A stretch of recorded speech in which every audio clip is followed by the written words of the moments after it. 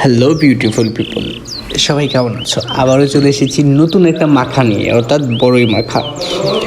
বাসায় থাকলে বড়ই বা আদার্স কিছু ভর্তা খেতে ভালোই লাগে।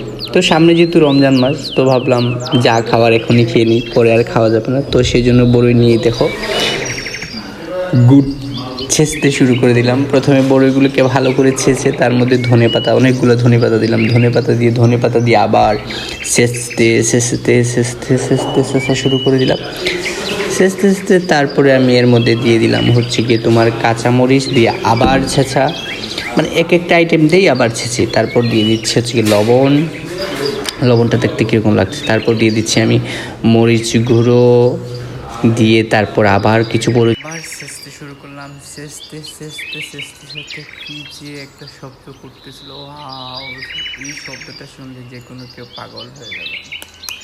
আর জিভে জ্বলতে আসার কথাই, এত মজার আচার। আমি তো খেয়ে জাস্ট ওয়াও, মানে খুবই স্বাদ হয়েছে, বলার মতো না। এত মজার ভর্তা, কিন্তু আমার না ছেঁচতেই বেশি ভালো লাগতেছিল, সেজন্য আমি ছেঁচতেছিলাম।